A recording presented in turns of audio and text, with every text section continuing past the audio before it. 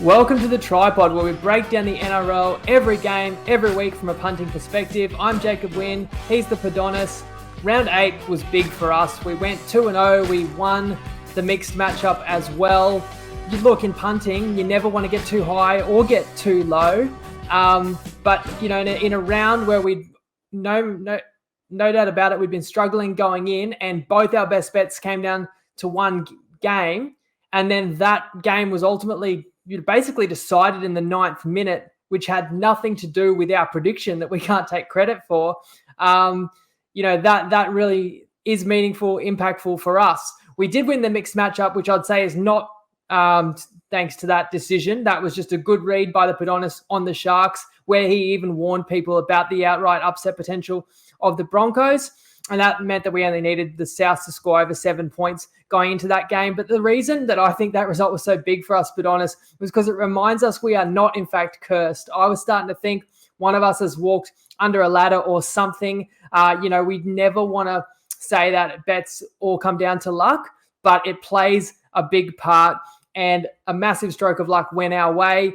And that kind of gives us some confidence now to rebound and rebuild into round 9. If you want our full recap, our thoughts of all the events, round 8 was pretty eventful, in fact, and very many surprising results. That's all in the recap, the live recap. Watch it Sunday night or watch or listen anytime afterwards. It also included my own very original idea to fix the send-off rule, which after I shared, multiple people commented and messaged me and told me that I'd basically plagiarized an identical rule change they've brought in for Super Rugby. So I honestly didn't know that, and I felt a bit silly afterwards, but it was my own idea. But apparently it has been used already, and it does work. So there you go. Anyway, there was other positives from round 8, such as celebrating the form of the 5 guys. You're part of that. Padonis, you had the responsibility of picking the anchor leg of the multi, which got up at 17-1. Everyone appreciates that. That's the second long odds multi you guys have got up in 3 weeks. We've got another one of the 5 guys coming on to share his thoughts on a game this round as well. But congratulations, mate. You're flying high. Flying high indeed. And if there was one person that did walk under a ladder, probably would have been me, considering that I started this year, and then last year and the year before, the pods have been killing it. But hopefully we can sort of rectify that. And round 9's a great place to extend our 1 week winning streak to hopefully 2. That's right. We're on a winning streak for best bets and mixed matchup. All we can do is our best. We've got 3 best bets to share, in fact, and we always do in the first 5 minutes. The first one is Manly 13+, $1.83 on Sportsbet. Next best price, $1.80 on Lads and Neds. Padonis, why do we like the Seagulls? Yeah, this is a great spot to take Manly, coming off 2 straight losses, and they do get to return to Brookvale Oval, and they face a massive step down in class in the Tigers. The Tigers have been physically up for the contest and emotionally up the last 3 weeks, and now I feel there's a bit of a letdown spot looming. They're not a team that I feel can chase points, and with Turbo back at fullback, Manly will have too much firepower, and if they learn from the mistakes of the South and Eels and not give the ball away and turn over cheap possession, then I do see them running away with this game and staying in full control. So Manly 13+ for us is a great number. Yeah, daytime conditions. You got a team that's off a loss, but they didn't disgrace themselves, and there were extenuating circumstances, to say the least. Obviously, Tom back, but the fact that he lines up with both his brothers in starting lineup, I think is meaningful. Another thing is, when you play a double-digit favourite, one thing you've got to be wary of is, do they underestimate their opponent, or do they look beyond their opponent? But you just mentioned the Souths and Eels, 2 scalps the Tigers have taken in the last 3 weeks. I think, therefore, that Manly will have their full attention and should be too strong. Another side that should be too strong, and not everyone's going to trust them, but we will this week. The Roosters, -9.5 at $1.90. Take your pick. Unibet, Ladbrokes, Neds, and Sportsbet as well. That game is in Mackay, and they play the Titans. Give us the strongest factors in this one. Yeah, so as you touched on, this one is -9.5. I do fully expect this to close at 10.5 or better come kickoff. And similar handicap to Manly, we're taking the better team off 2 straight losses. We avoided taking them against the Dogs last week when we both leaned them. So this is a great spot for us to jump back on them again after they let us down on Anzac Day. I'm expecting a big reaction here from the Roosters, given what Robinson said in the press conference during the week and all the talk coming out of the camp. And they do have too much firepower and class for the Titans, who I think people are people are looking into the Titans thinking that their performance last week was a bit better than what it actually was. I think it was more to do with the Panthers being a bit complacent in the first half rather than the Titans being excellent. And I still have some question marks over the spine combination that Holbrook is persisting with Will Smith at 5'8" and Brimson at fullback. I don't think it's the best for them. And they do lose Fafita, who people have been talking about poorly this season, but he is still their best player and does lower their ceiling of what they can do with the ball. So I fully expect the Roosters to cover this number. So let's take it. I mean, you could argue injured player theory. Do the Titans lift and do they not feel the pressure to get Fafita the ball and play better? Sure, maybe. But when you're a double-digit underdog or as close to one as you can be at -9.5 or +9.5 as the line is here, you kind of want that X-factor guy that can change a game, that you can come up with points out of nowhere. So having him does limit their strike.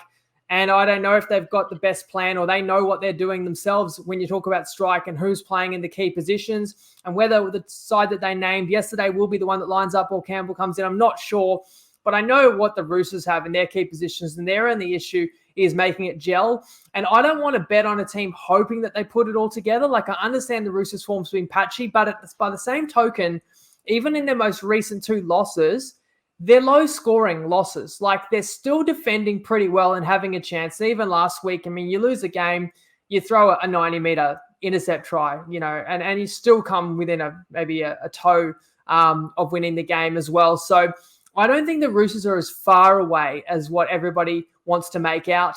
And therefore, I think on a neutral venue, the trip away will do them some good. Whereas the Titans, I just don't think they've got all the answers right now. So we've still got a genuine premiership contender in my eyes versus a side that has almost their grip on even top 8 hopes is really slipping away.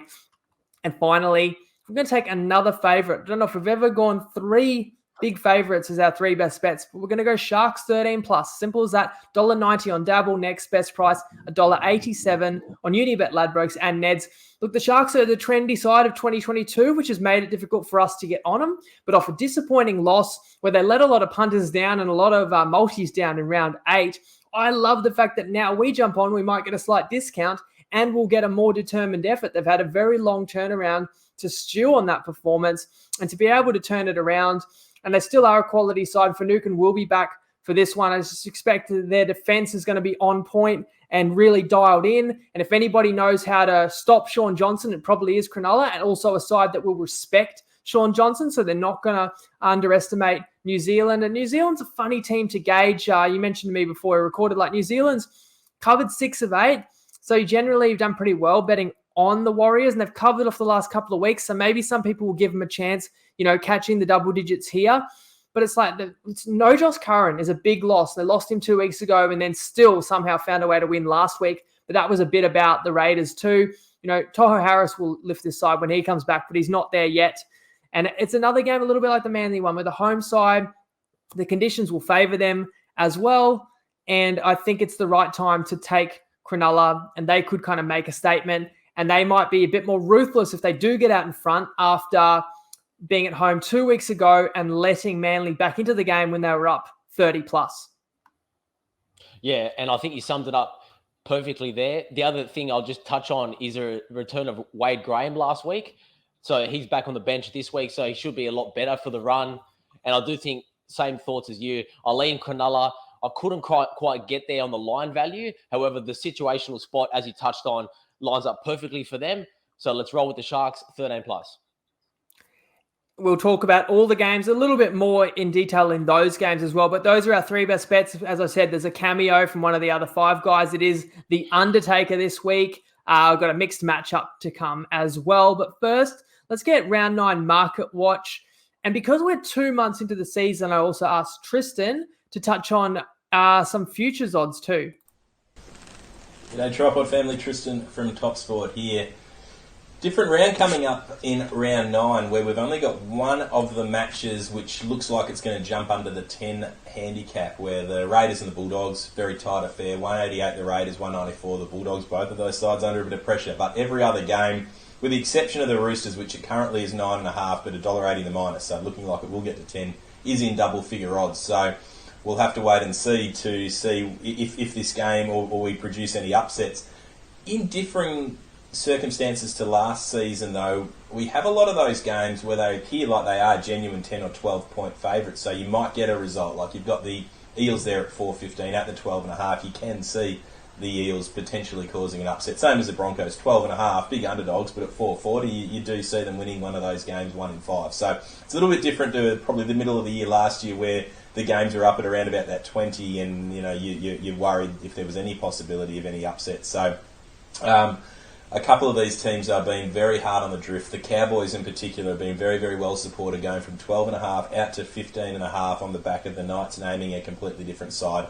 Just on the back of the futures market, we're into looking like a race in two for the premiership where Penrith's $2.70, the Storm's $3.20, then it's $10 about every other side or higher. So I haven't seen a market like that for a while where they are lined out in two.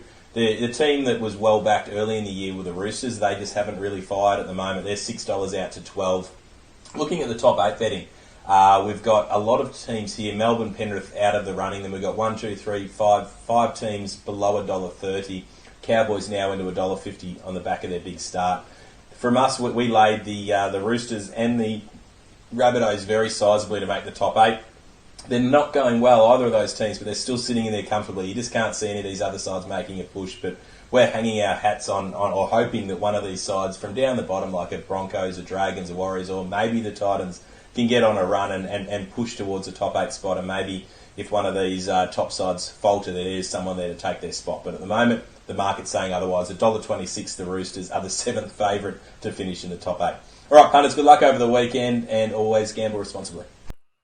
Yes, a lot of sizable favourites this week, but it doesn't guarantee anything. In round 8, we saw multiple double-digit favourites double-digit favourites unseated, and some underdogs winning outright. On the futures note, our futures took a hit last week as well because, we got Roosters to make the 4 in our double multi. Look, I would still bet that they will, even though they lost again as a short favourite. We've got the Dogs wooden spoon. And that went from them being outright bottom to now that's kind of open. But at the end of the day, 15-1 still an awesome price. And the Toppy multi, 13-1. I think each leg will win except the Cowboys leg, which is our miss.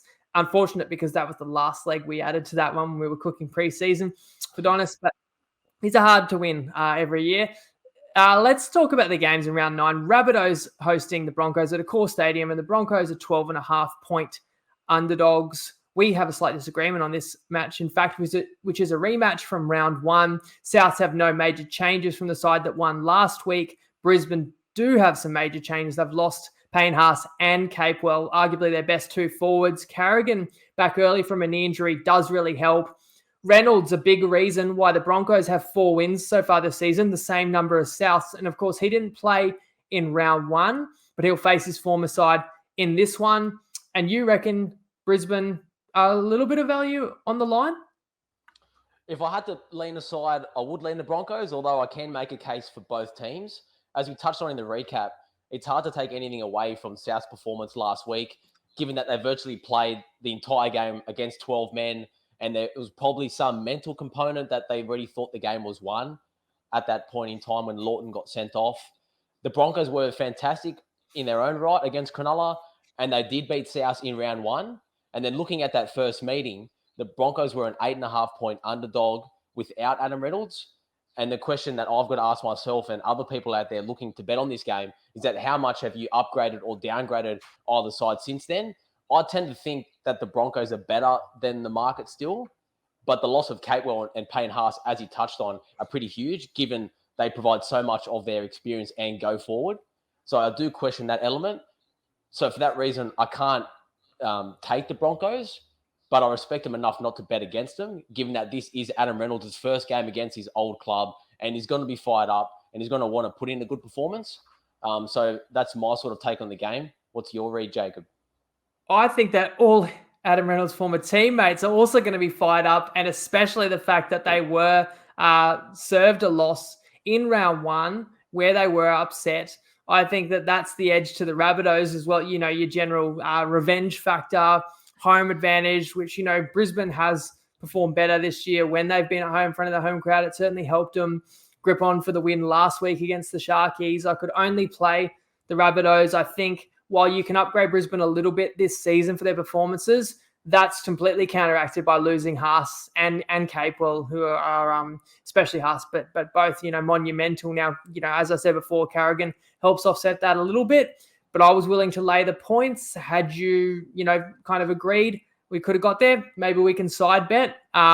It's probably not one that we have got a great degree of confidence in either direction, so that's okay. But I do have a like on South. This is another game Friday as we move to Canberra. That's difficult to split. So it'd be interesting to hear your thoughts on Raiders Dogs at GIO.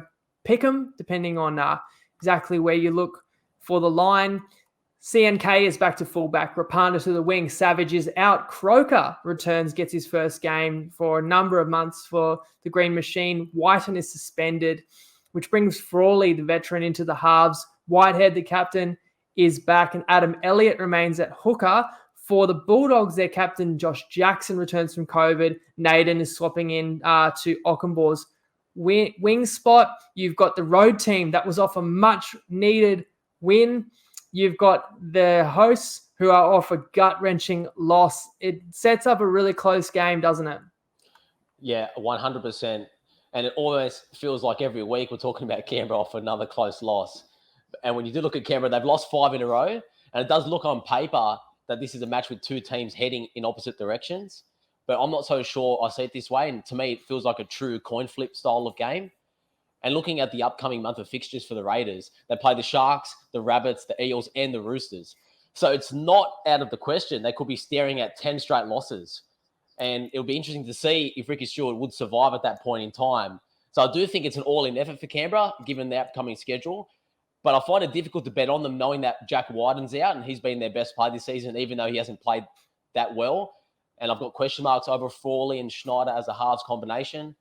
Croker's return is probably more uplifting for the team's morale more than anything, rather than anything performance-based. And I do like the X factor they have with Savage and Starling coming off the bench. Although you can say the negative to that is Adam Elliott starting at hooker. How good will that be in his service? I question that. And there is a cold front coming through over the weekend, and there's temps at about 4 to 5 degrees at kickoff. So the one lean I did have in this game would have been the points under. We couldn't find a bet that we liked at $1.80, and the one that I'll give out now as a value play is $1.75 on Sportsbet, alternative under 3.5 tries. Didn't mind that and felt that this will be a low, tight-scoring tussle. Either team could win either way, so we can't feel too confident giving out a head-to-head play on someone. So that's my take on the game in what looks to be a scrappy affair. It does, especially if it's cold. It's hard to imagine a lot of points for a lot of tries. So you're saying under 3.5 first half tries, especially a couple of teams that probably would take the 2 as well. I think that would be a best bet worthy play, but we couldn't find it at good enough odds, but people still might like it or like it for a multi, and it may be a stronger play than going on either side, because I can also make a case for both. Like, I don't want to go against Raiders because their backs are up against the wall well and truly, and they're at home, and you can't give up yet. It's only round 9, so they've got no choice, but they have to fight. And I kind of agree that they don't necessarily get a performance lift, but they get a leadership lift in Jared Croker and also Whitehead rejoining the team, who's been out a couple of weeks. But you look at the list of both sides, and how often can you ever say the Bulldogs have the better spine in any matchup? But I feel that way in this one, and I know they will take confidence out of the win last week, and they'll certainly come into this one with the belief that they can win again. It's funny because last week we said that the Warriors-Raiders game was a coin flip, and I even said, now I think Warriors-Raiders is a coin flip. It doesn't mean I think it's going to Golden Point. I just really can't pick who's going to win. And then it did go to Golden Point. And I'm going to say the same thing again for this one. I've been back and forth. Who do I think is going to win? Because I know people will want to know and will ask me. I will say Raiders by a hair. But, yeah, I think it's that close. It's really hard to have a high degree of confidence for a best bet. Panthers, Eels, the Battle of the West is the blockbuster Friday night. And the Eels are 12.5-point underdog. So Penrith's undefeated in 2022. They've barely had to change their side, especially in the last 5 or 6 weeks since Cleary's returned. And if anything, it could be even stronger if they do change it, because To'o and Leota are in the reserves. The Eels have had a wretched run of outside back availability. Opachik returns, which will help, and that shifts Brown back to 5/8. Parramatta certainly got a reality check last week. You know, I think if they were anywhere near Penrith or Melbourne, I'm not sure if they believed they were, but like you would never see Penrith or Melbourne get beat by 30. Did you end up getting to watch that game over, that Parramatta against your beloved North Queensland Cowboys last week, Padonis? And stabbed my eyes out for every second. And tell us what you made of that and it got rolling into this one. Yeah, so I touched on it in the recap that it probably felt like the Eels were looking towards next week, and it did feel that way. Eels made quite a lot of uncharacteristic mistakes, and I didn't feel that the best use of Dylan Brown is in left centre. He was caught out not only defensively, but it also takes away what he can do with the ball. And I don't rate Brad Arthur's son at all, Jacob. And I know there was a lot of talk in the media about that this week, and a lot of people on his back. They've gone back to their traditional spine this week. And I still rate the Eels as the third best team in the comp. It's interesting you did touch on at the top of the show and ask Tristan to talk about his futures. So I still put Eels third if I was ranking the teams right now. And I do see a scenario where they can lift and keep the game close. But then we've seen how good the Panthers are when they do step up in competition against the other big teams. And this week should be no different. I was looking to lean the Eels coming off a bad loss. But then when I saw the team sheet and I saw Moses Leota and To'o, as you touched on, potentially coming back into the lineup, it just makes them too strong and keeps me enough to stay off the game.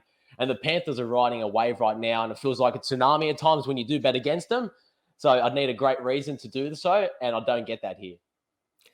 Yeah, it's a very tough task. Like Parramatta off a shocking loss. You're like a 10-point favorite. You lose by 30.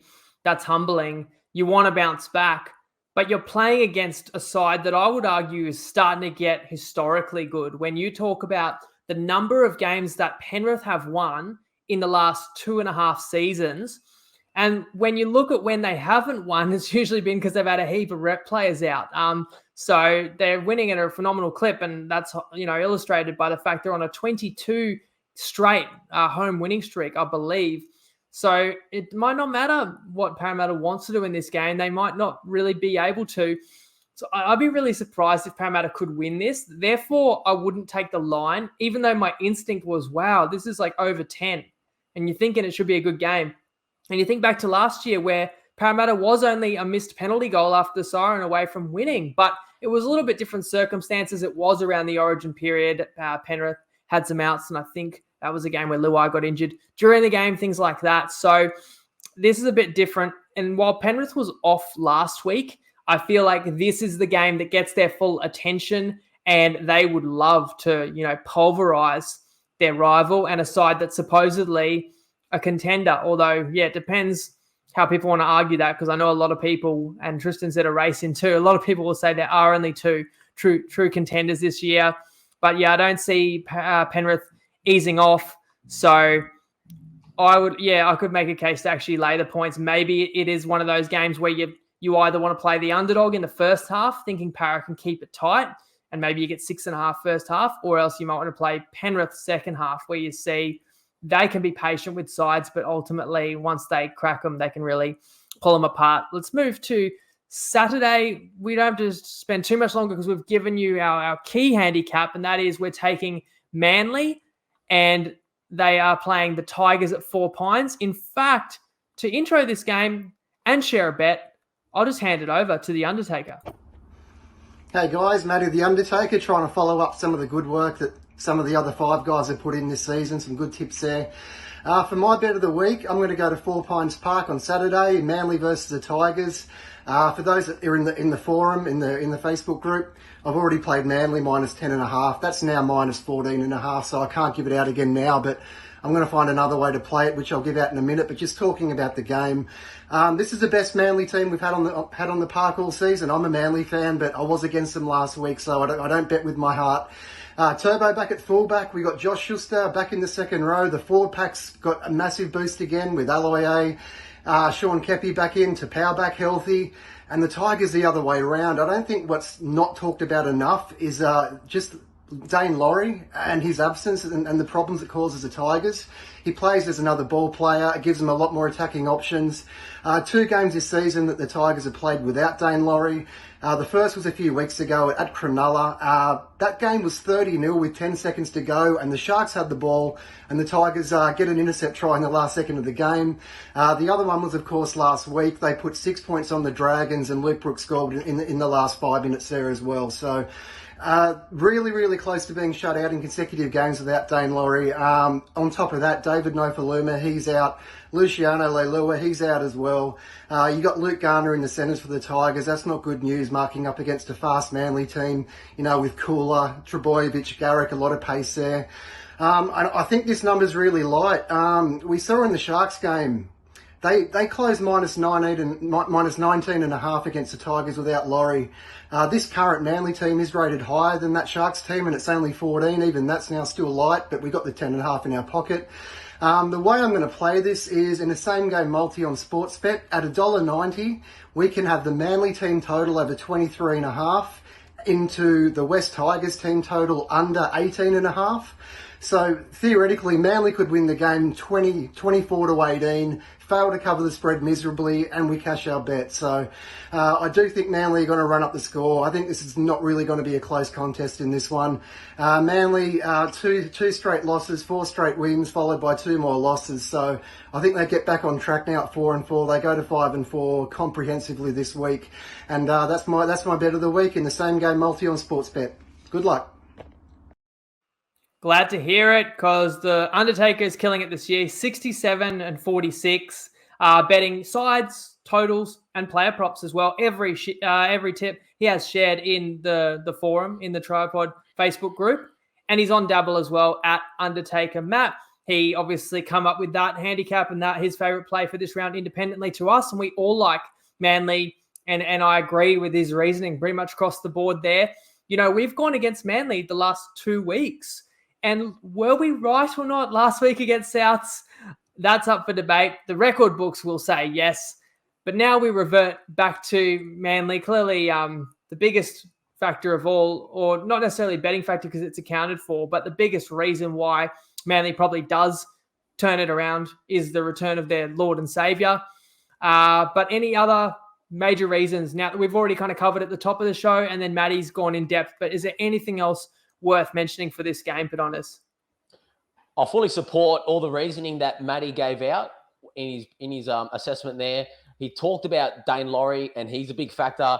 But the other one, I wasn't sure if he mentioned it, was Luciano Leilua's also out, and he's arguably their best forward. So they've lost their best back and best forward.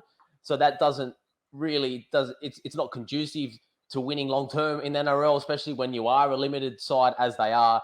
We touched on at the top, they can't chase points very well. So if they do find a scenario where they are down, they stay down. And I feel that Manly are coming into this at the right time to take advantage of a weakened Tigers team who should be in a letdown spot, given that they have been up for the last few contests. You can't stay at that level week in, week out, especially for a side like them. So we feel that Manly are the way to go. That's a good point. Last week was a real missed opportunity for West. They had all the momentum. It was a winnable game. They held a second half lead. Yes, that lead was only 2-0, but they had opportunities to extend it. They didn't. They paid the price. Leilua out, Nofaluma out. A big, worth mentioning as well when you talk about best forward, arguably that could have been Yuto Kamanu, and he is back. So that offsets a little bit. Different type of player. Sure, Peachy, I feel, is a wild card. Saw a stat this week of all the halfbacks in the comp. In the last month or since Hastings has been back, he touches the footy by far more than any other half in the comp. So he has a massive impact on this side. But when you reduce the number of weapons you've got and you take away Laurie, then good defenses key in, while Manly are getting back more weapons. And obviously, Trebojevic, and we talked about Wade Graham with the Sharkies coming back. 1 game under the belt, you're going to get that improvement. Same story with Schuster, as the Undertaker mentioned. Geez, he looked powerful. He looked big when he came back last week. And that factor as well of Ben Trebojevic getting his first start and alongside his brothers, I think that this Manly side will be fully focused. And shout out as well to Matty, who got the best of the line. He laid it at minus 10.5, but we're still comfortable. Obviously, playing 13 plus is minus 12.5. And as we've said, It's up above 14 in some places. So it's going in that direction. So you never like to kind of miss the boat entirely, but if it's still good enough value and it's still got further to move, then it's good enough sometimes. Later Saturday night, another game we've touched on, Roosters versus the Titans. Note that it is in Mackay. Obviously, the Roosters, the designated home side, but neutral venue probably favours the Queensland side, if anything. But the Roosters will get back Tupou and Momirovski. The Titans losing for Fifita is massive. Brimson named at fullback again. Whether Campbell actually slots in, I have a feeling he does. Before I ask you for any further thoughts, Padonis, full disclosure to our followers, I bet on the Roosters today to win the comp at $14. So that's not me saying they will. That's not me saying they are better than Melbourne or Penrith. They're not. But I believe a couple of things. I believe they've got plenty of improvement in them. I'm not giving up. I haven't seen any flaws that I think are fatal. And I really also believe that that Sydney Roosters will be in the mix. A side that likely will still make top 4 and be thereabouts in a prelim. And this is a great price. And I just feel that we could be the low point, buying low, which it reflects a high price. That's because I think they're going to win this week, and I think they're going to win well. And you agree? Yeah, I 100% agree. And I'm glad you touched on that it is in a neutral venue in Mackay. And I think it probably is a good thing for them. Gives them a chance to go away as a group and bond together with less distractions, which they would have had in Sydney over the past few weeks, especially with all the pre-match preamble about the Anzac Day clash. And after 2 straight losses as double-digit favourites, there has to be some reaction from them. And given what the coaching staff and the experience they do have, I fully expect that. And most of the public are looking at the Gold Coast Titans as a sexy underdog pick this week because of how they did hang in that contest against the Panthers. And I've been reading about it, that people feel that there is value taking them at $3.50 or whatever it is at $4. But I don't see it that way. And I think the spine experiment with Will Smith and Brimson, or potentially if Jaden Campbell comes back in, as you touched on, I still don't like it. I fully expect the Roosters to be up in their face and close down any space they have on the edges. And it's worthwhile mentioning, actually, that this is the first clash since they did meet in last year's semi-final, and we all know how that ended with the Gold Coast brutally losing when they had a try bombed in the corner. So from that point of view, there is some revenge factor for the Titans. And even still, all that factored in, I still think the Roosters have too much class and they'll put it all together this week. They've actually had plenty of opportunities with territory and field position, but are just lacking that final ball. So I agree with you that you touched on at the top of the show. I wrote exactly the same thing. I don't feel that they're that far away, even though they've scored not many tries over the last few weeks. And I do still have faith that they will put it all together 1 week, and this week is probably it. So let's roll with the Roosters. Good point about the finals. You can say it's a revenge factor anytime you play against a side that ended your season, but Roosters were solid favourites in that game too and got an almighty scare. And if anything, that should also mean they'll be buttoned up in this one. We reckon they will be. Later, speaking of double-digit favourites, who would have ever thought that the North Queensland Cowboys will be a 16.5-point favourite in 2022, but they are, as they host the Newcastle Knights at QCB. Talk about teams going in opposite directions. Well, this is a true case of that. And the Cowboys are unchanged from the side that made that big statement win and got a lot of people's attention, including ours, in Darwin. The Hammer remains as like a super sub on the bench because Drinkwater's form is undeniable, so he stays at fullback. The Knights, I would call that a statement loss, if there's such a thing. Back-to-back bad home losses, in fact. And as a result, they've had some big changes. So Clifford's dropped. They bring Tex Hoy in. Clune is dropped. He's been playing hurt, so maybe you can say injured if you want to be kind. And Crossland starts at halfback. You do get back Fitzgibbon and Young. Some chat this week, like, do you move Ponga to 6? It would get his hands on the ball more. I could see that case. When you're going this badly, you've got to try something. Let's not forget Milford is probably going to be playing for this team, and he's not eligible till round 11, and he would play 6. So then, this would only be a short-term fix. But this was a pretty crazy line. What was your read on it? Yeah, you touched on that we've taken 3 favourites as 3 best bets. And the one underdog I did like was the Knights, but you couldn't quite get there and agree with me. I don't want to knock the Cowboys too much. People will be shocked that you wanted to bet against the Cowboys. Yeah. I don't want to knock the Cowboys too much because they have played well this season and I have upgraded them to everyone's delight sitting at home in their living rooms. But they did just beat the Eels by 30. And even still, I feel that the line is just a bit off. And the Knights had 2 poor showings, as you touched on. and they haven't scored a try for nearly 3 hours. So I feel that they are at the bottom of their level and they can't play any worse. Some people might argue they can play worse, but I feel that Knights can only get better from here, and they had to make changes. It had to come at some point. Fitzgibbon returns to provide some starch that left edge, and there's a bunch of current and former rep players in that team. So whether or not they still feel confident about holding on to some of their jerseys, you'd probably say no at this point in time. But guys like the Saifidi brothers, Clemmer, Frizzell, they need to lift and carry their team through the middle this week. If they have any chance of hanging with this number, they need to put in attitude, full 80-minute performance if they're going to cover this spread. And I feel that if the forward pack can do that, I don't think that the Cowboys can cover 16.5 if they do put in the full effort. And it feels to me similar to the Tigers-Eels game, how people were happy to ride off the Tigers, and if they came with intensity and attitude, then they could hang. But there's enough reasons to stay off the Knights, given that the Cowboys could steamroll them if the Knights put in a flat effort. And he touched on you had 2 poor performances in a row. And if last week was a little bit better than the Eels, then I could see some improvement. But yeah, look, there's a clear market overreaction to how the sides have gone the last few weeks. Because one thing that we should touch on as well is that 3 weeks ago, the Knights closed as a 2.5-point underdog against the Dragons. And let's not forget that that game was 16-all with 5 minutes to go, and it could have went either way. And if the Cowboys played the Knights now straight away after that game in round 8, in round 7, then I wonder what this line would have been. It probably would have been something similar. So had the Knights, do they warrant a 10 to 12-point downgrade in 2 weeks? Probably. So from that point of view, I could only bet the Knights, but yeah, it's a tough one.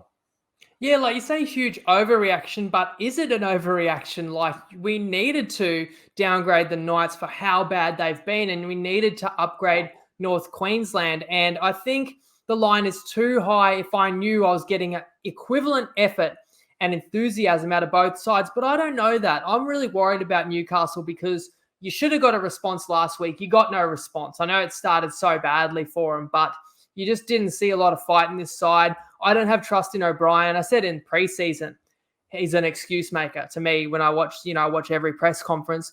Now, someone else could say, well, they've got a lot of legit excuses. Maybe I'm being a bit harsh, but you also talk about some of the big names in this Knights side. And the truth is maybe if they didn't have those names attached to those players, because I don't think some of those guys like the Saifidi brothers, Frizzell, they're not playing the best footy that we've seen them play. So on paper, the side looks all right. But, for whatever reason, whether it be form or whether they're carrying Knox and Eagles, these guys, and Clemmer as well, like they're not playing up to the level that they have in the past. So then when you look at it that way, it's an extremely limited footy team. Whereas the Cowboys have some more unheralded names who are playing much better than a lot of us predicted. And some of these young guys are only getting better. And I mentioned a guy like Cotter as well, really caught my attention on the weekend. So if the Knights are flat, they probably do lose this by 3 or more tries. So I wouldn't trust them. And I don't want to get out in front of kind of North Queensland's momentum wave either, even though it's a huge line that I really couldn't envision laying. I'm also not interested in taking it. Moving to Sunday, Storm host the Dragons at Amy Park. The line is 22.5, which is pretty crazy considering that St. George is on a 3-game winning streak. And I'm certain that's never happened where a side could win 3 in a row and then be a 22.5-point underdog. That's the kind of line usually reserved for lame duck sides. But yet, is it wrong? Like the devastating form that Melbourne's been in, the line had to be above 20 in this one, didn't it? Yeah, 100%. And on my ratings, I looked at the two sides on a neutral, and I've got Melbourne 18.5 points better on a neutral. And I don't know if you feel the same, but I give Amy Park 3 points. So that brings this line at 21.5. And then 21, 22 is not much value either way when you've got already 4 scores. And I could only bet on Melbourne if I was leading the side because the line isn't that far off. The Dragons have won 3 in a row, but they do face a different beast here. And you don't want to get out in front of Melbourne, similar to Penrith, unless you have a really strong reason to. And I can't find that here with the Dragons. Yeah, I mean, St. George has a luxury that they're not coming in under any pressure because of those wins. And the truth is, even a competitive score is a moral win for them. and an upset nobody would see that coming. So they can kind of play totally confidently. They should. I would like to see them come and play positively as opposed to a side that might turn up downtrodden and give themselves no hope. Like basically, the Newcastle Knights is who I'm talking about last week, where they never had a hope. At least maybe the Dragons can fire a shot. It's hard to imagine this game being close. But, I was annoyed last week. Melbourne was a 19.5-point favourite against Newcastle, and we just know that you just don't get obvious sides, like really obvious sides, covering a line at a high rate. So we left it alone. But I don't know about you. Just like, as I'm about to watch the game, I'm just sitting there going, I will be so surprised if the Knights are anywhere near the Storm. So, like, by that logic, we should have just laid the 20 with the Storm. And sure enough, it couldn't have won more easily. And I feel a little bit more similarly this week, but I probably give the Dragons a little bit more hope than the Knights. And in fact, the line is even higher. So we'll pass that. Moving to the final game of the round, Sunday Arvo footy, where you can win a jersey if you can pick the final try scorer, comment that, and the minute that you think they're going to score. So, for example, Mulatalo, 72. The closest guess will win a jersey. That's on this video on Facebook, Facebook, YouTube, or the Winning Mood video in those two locations as well. Winning Mood, we don't talk as much about teams. We talk more about players. That's live at 7:30 if anyone's interested in that with the reigning Supercoach champ. But back to this game. Sharkies are 13.5-point favourites. They get back their captain, Finucane, and we mentioned Graham, who returned via reserves last week. Well, this week he's on the interchange. Witeni Zelezniak is back on the wing, which is good to see after a sickening concussion he copped on Anzac Day. Dejan Azi was drafted into the side very late last week, but was crucial for him and lines up alongside Sean Johnson again, and they get back, the Warriors get back Penne from suspension. But we still like the Sharkies. We've shared some reasons, but any other factors to share on this one, Padonis? Full disclosure, when I went through the two sides, I made this line 12.5. So from that point of view, ordinarily, it wouldn't be a bet on or a bet against, and it's probably one of those lines where the market sets it correctly. But I did get twisted by Jacob, and I feel strongly that the Sharks do have a strong situational spot, and that sometimes gets us over the line when the line value is about fair. If you feel that a side will come into with a point to prove or they have an edge. And that's what we have here. We have a home team coming off a long turnaround from a Thursday to a Sunday afternoon game. And the Sharks are a side to me that once they get on top, they can control the game and build on that momentum better than other teams because they are a bit flashy and a bit different. We've talked about it in the past with Moylan and Hines as a spine. They don't control the game as well as other teams, but they can provide some spark and life that other teams might not have, and they have a good game-breaking ability. And that's what you need when you need to cover big lines. They can score tries from anywhere, and Talakai's probably got another point to prove, given that he did get beaten pretty comprehensively by Stags last week. So he would have heard the talk about potentially losing a chance at an Origin jersey, so he might want to get one back. And he touched on it at the top of the show, which was a great point, given that the last three halves of football have been pretty poor. If you go back to that after half-time against Manly where they let them come back and score 30 points, if they do get a lead, I don't feel that they will be as complacent as what they have in past weeks. And that's great when you do have a double-digit favourite. So from that point of view, we can only look at the Sharks and we feel it strongly enough. The Warriors are 6-2 against the spread this year. And maybe that's factoring in a bit as well that the market's probably trying to overcorrect from their initial few weeks where they did disrespect the Warriors. Because if they go 6-2, they have to do some adjustment. So it's probably a great time to take them. So let's go with the Sharks. And that's naturally what a market is too, that like people who have bet on New Zealand have generally been winning. So they're going to keep betting on New Zealand. And there will be people that will bet on them this week thinking that line's pretty good. And there'll be some others who may have bet the Sharks, but won't, because the last thing they remember is what you just said. In fact, a good point there. The last three halves of footy, the Sharks have scored one try and conceded about 7. So that will put some people off. But I think that's a perfect opportunity for Cronulla to turn things around at the Prison and very long turnaround from a Thursday loss, come all the way back around to the next round and play the final game of the round Sunday. And hey, even in that loss to Brisbane, I think Brisbane was just feisty and played well on the night. It wasn't all about the Sharks being that bad. But I definitely think they come in here very focused, very dialed in. As I said before, they'll limit Sean Johnson, limit the Warriors in general. And I could see them, coming out and putting up a really good defensive performance.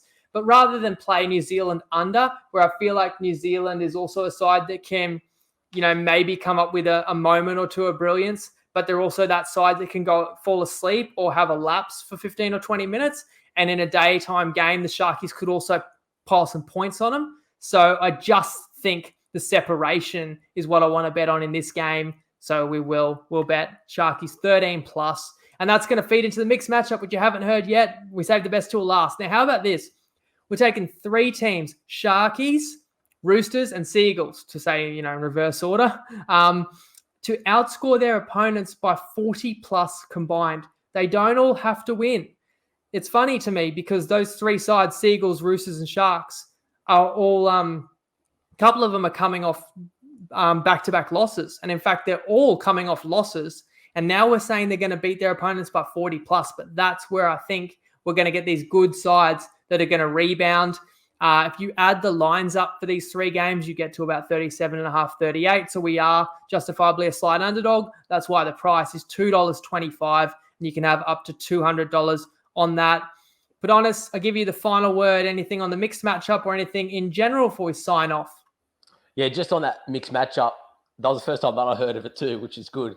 I think it's a great one. And given that those 3 sides in particular are coming off 1 loss and 2 losses respectively on a bit of a losing streak, their attack has been what's been the shortcomings for them over the last few weeks.